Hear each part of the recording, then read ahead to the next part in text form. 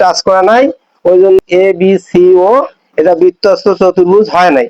বৃত্তস্থ চতুর্ভুজটা হলো এ B C D, কারণ ওটা শীর্ষবিন্দু গুলা প্রত্যেক পাশেই পরিধিতে টাচ করেছে। এর আগের এক ভিডিওতে আমি বৃত্তস্থ চতুর্ভুজ এবং বৃত্তে অন্তর্লিখিত চতুর্ভুজ, এখন তোমাকে বলা আছে যে এই কোণটার মান দেওয়া আছে 110 ডিগ্রি।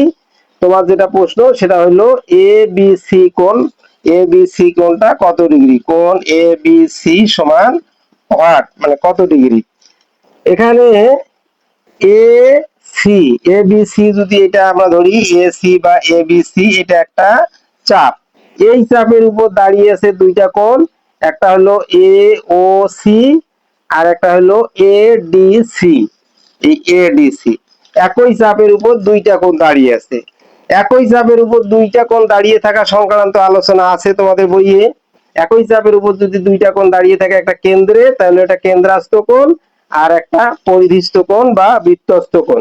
একই চাপের উপর দাঁড়িয়ে থাকা এই কোণটা, কেন্দ্রাস্থ কোণটার অর্ধেক হবে এই পরিধিস্থ বা বৃত্তস্থ কোণ।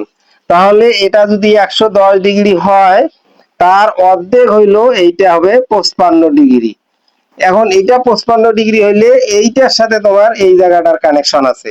এইটার সাথে এই জায়গার কানেকশন কি, এই কোণ আর এই কোণ, অর্থাৎ এ বি সি আর এ ডি সি একটা বৃত্তস্থ চতুর্ভুজের দুই বিপরীত কোণ, ওই দুইটার যোগফল হবে তোমার 180 ডিগ্রি।